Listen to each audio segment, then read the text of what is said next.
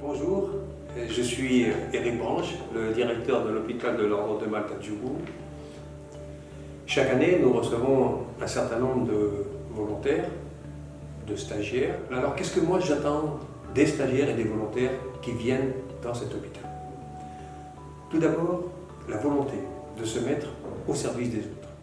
J'attends également de vous un esprit d'équipe, un sens de l'adaptation, un investissement personnel et professionnel.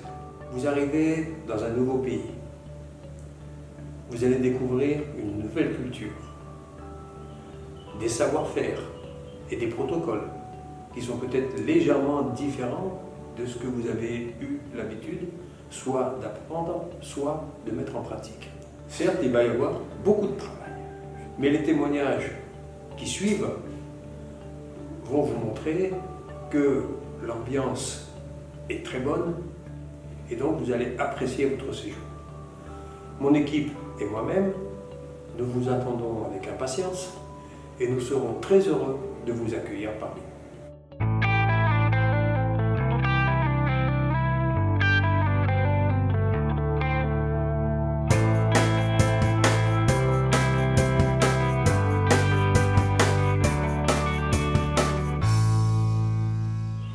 Suite à une expérience au Cameroun en tant qu'étudiante sage-femme, j'ai décidé de venir découvrir un peu plus l'Afrique et donc de venir travailler ici à l'hôpital de l'Ordre de Malte à Djougou. C'est une première expérience pour moi de volontariat en intra-hospitalier. Alors je suis déjà partie une fois dans cet hôpital en tant que sage-femme. J'ai déjà eu une expérience de volontariat au Tchad. Tu pars dans un but de donner de ta personne, de ton temps libre, d'apporter les connaissances que tu as pu acquérir jusqu'ici. Afin de découvrir un petit peu la culture et les méthodes de travail.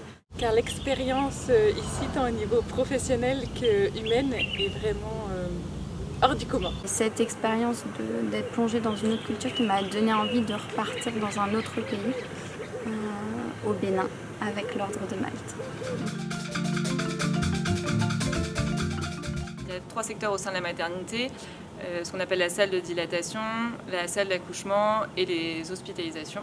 La salle de dilatation, c'est vraiment le pré-travail, les femmes qui sont en début de travail ou qu'on souhaite surveiller un peu plus intensément.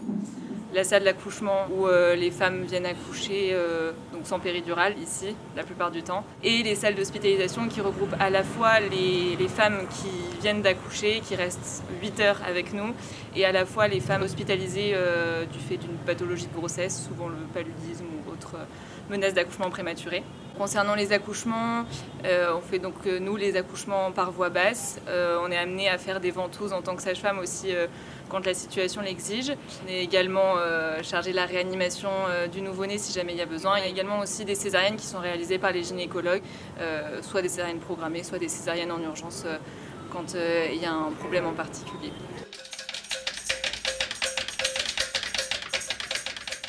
En tant que puéricultrice ici, j'interviens à la fois sur la maternité et la néonatologie. Donc le matin en néonatologie, je me suis pour le moment plutôt axée sur le suivi des bébés prématurés au niveau de leur poids et la mise en place de sondes nasogastriques. Il y a la salle de soins mère kangourou où on est un peu plus en autonomie en tant que puéricultrice. On est vraiment là pour évaluer les bébés au quotidien, faire leurs examens cliniques. Il y a tous ces côtés accompagnement de la maman à l'allaitement maternel, mais aussi tous les conseils de sortie, la prévention. L'après-midi, j'interviens donc en maternité. C'est qu'on intervient aussi en salle de naissance, où on est là pour assurer les premiers soins du bébé en postnatal immédiat. On est là aussi pour assurer les mises au sein précoces. Sur le côté hospitalisation, on est là pour réaliser les examens cliniques du bébé à la naissance, déceler toute anomalie à type de détresse respiratoire ou qui nécessite un transfert en néonatologie, ou les dépistages précoces d'ictères, ou des choses qui nécessitent simplement des consultations vers le pédiatre. On est aussi là pour faire le lien entre la néonate et la maternité, avec les mamans qui ont parfois leur bébé qui est hospitalisé en néonate alors qu'elles sont alitées ici.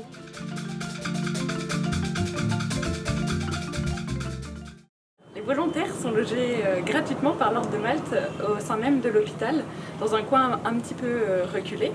Donc le bâtiment principal s'appelle Les Pintades. Nous avons un beau salon très confortable, avec une cuisine très bien équipée, frigo, four, bref, tout le confort est là.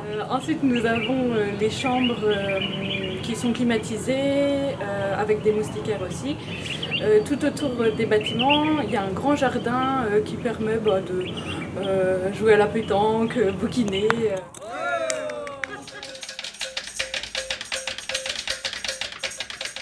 À Djougou, en dehors du boulot, il y a pas mal de choses à faire. De nombreux bars déjà pour aller se rafraîchir après le travail. Des petits maquis où on peut vraiment découvrir les spécialités locales. Un peu plus au nord de Djougou, on peut visiter des Tata Sumba. C'est des mini châteaux forts traditionnels du nord du Bénin où on peut passer des nuits à la belle étoile. Il y a des collines, des petites montagnes où on peut faire de belles randonnées dans la brousse, à pied ou à cheval. Des belles chutes d'eau aussi où on peut vraiment se rafraîchir, faire des pique-niques. Un marché artisanal qui permet vraiment de découvrir l'artisanat béninois. On a envie de presque tout acheter ou bien juste de se poser et discuter avec les artisans qui nous partagent leur expérience.